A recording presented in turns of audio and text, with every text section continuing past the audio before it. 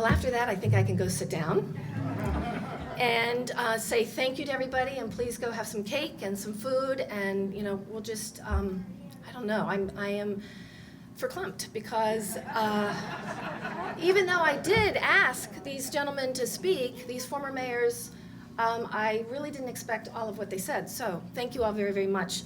And thank you, everybody. I'm moving, Jack. I'm moving along. There's always one who keeps me on track, and in this case, it's always Jack Jellin. I want to thank everybody for coming out tonight, and thank you for helping me to make the decision. It was a very, very hard decision to decide whether to do this again. It is a lot of time, and I have loved almost every minute of it. I have learned an awful lot, and I used to say to my children that my gray hairs were because of them, but now I know who they really are because of. I have a strong distaste for the politics of today, and I'm actually not going to do my speech because most of it's already been said, but I am just going to make a couple key points, and that is I strongly, strongly object to the way the conversation is going in this city, in our state, and in our country. And I pledge to you that if I'm reelected, it won't happen in our city. We have got to be better. We are better than this. I want to give a shout out to Councilmember Feinberg, and I am going to read this because I don't know if I'll get through it without it. Excuse me. Steady, I know. Well, I'll just say it. There's a lot of talk about my lack of leadership and my lack of being able to work with people. And I was elected with no allies, according to a member of the council last time. And who shall remain nameless. And I would just like to say that I was able to make allies out of the slate, and Councilmember Feinberg was one of those allies, and we found a lot of common ground. We found a lot of things that we agreed on and some that we didn't agree, but every time we had a conversation, I kid you not, it was a good conversation, it was thoughtful, it was civil, and I hope you're reelected. I'd love to serve with you again. And you're a DJ?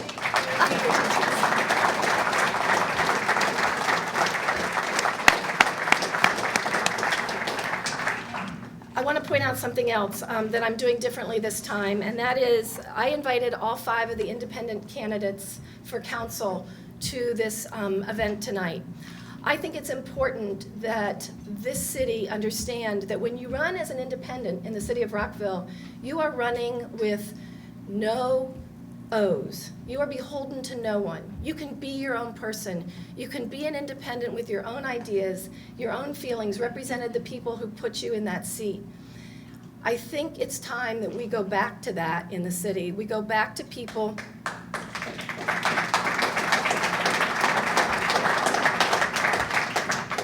and if you'll raise your hand, I just want to point out the people who are running.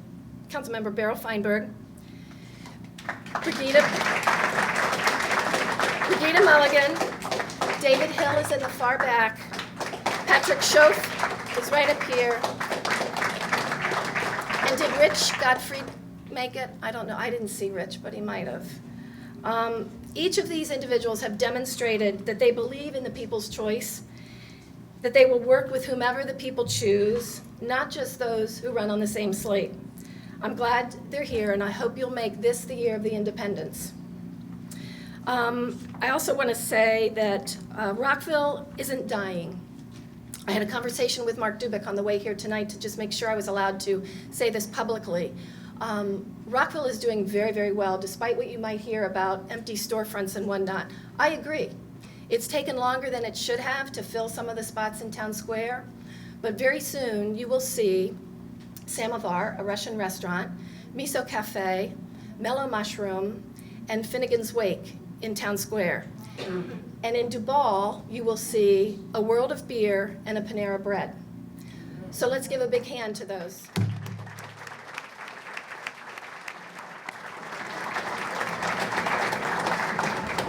You're also not hearing any talk about the new Cambria Suites Hotel, which has opened to record numbers. It's booked solid almost every weekend. To the Duval Project Upton apartments. They're beautiful, take a tour.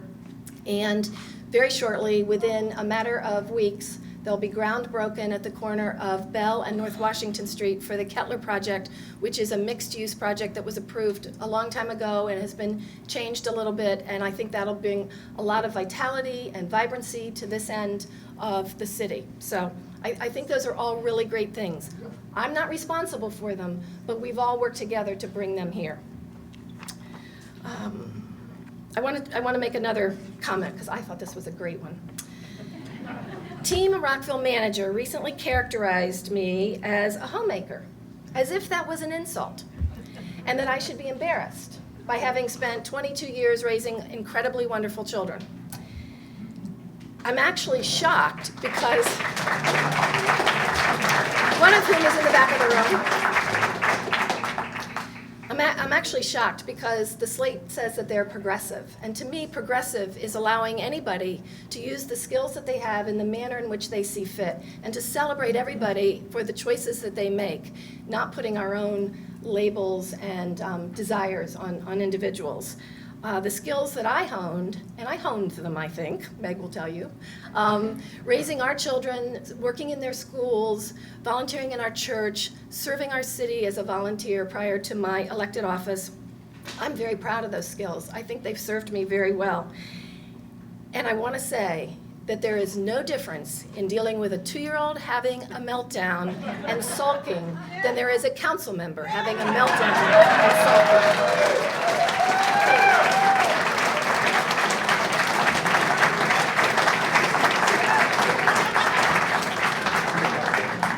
Wait for it, here it comes. With one, it's age appropriate. With the other, not so much. It's also important for the governing body to speak with one voice.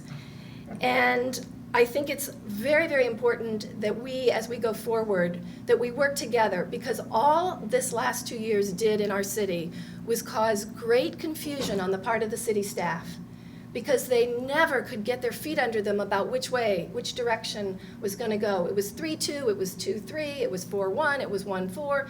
That's not the way you govern. There ought to be a majority of 5-0s. There ought to be a lot of discussion from the dais. There ought to be a conversation.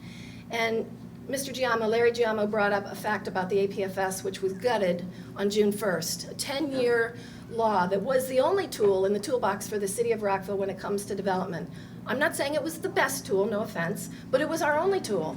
And if people felt it needed to be tweaked, and I would agree there were tweaks we could have made, we should have had that conversation, not a backroom politics deal that was made before they walked in to the dais that night for our meeting with a vote of 3-2, eviscerated the only tool we had in our toolbox. Wait and see what happens right now if we cannot get something back in place to help us. They are Katie bar the door, my mother used to say, and let me tell you, that is what we're going to have. It is going to be unbelievable. Richard Montgomery Elementary School number 5, still to be named, so get your names in to the county. It's not us, it's MCPS that names it, or maybe it is the county. But anyway, that school is on track to be built, and we need to work very hard with MCPS and the county to make sure it gets built at the 740 number and not the 602 number. Right now they're going to do the shell for the additional 602 to 740, whatever number that is. We need to make sure it's built at 740 so that when those doors open on the first day, that school isn't overcrowded.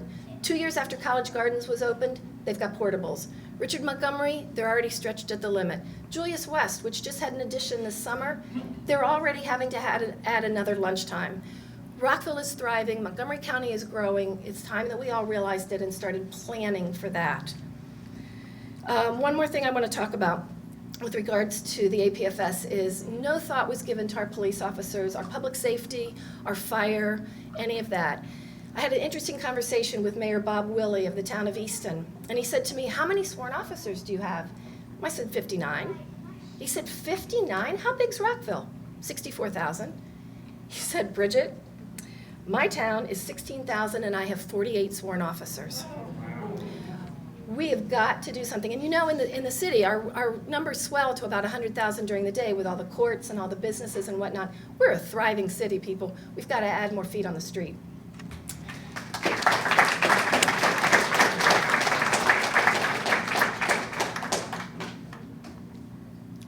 lot of ideas I'm not going to go into right now because I think everybody's getting tired of listening to me, but I want to say that I ask for you for the next 6 weeks to please look at all the candidates. Please give thought to who's running and to what you want for the city. Join me in supporting and electing people who will champion what's great about our city and will work with me to make things better. I ask that you support me by electing those who have shown that they will work as the team that you elect, you the people elect. And I promise that I will work with each person that's elected. And we will together lead this city, because together we can keep Rockville the wonderful city that it is. Thank you.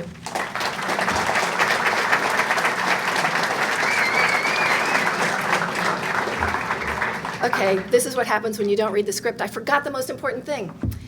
On Monday, Rockville was named the 17th best city to live in by livability.com. 17 out of the top 100. That is pretty cool.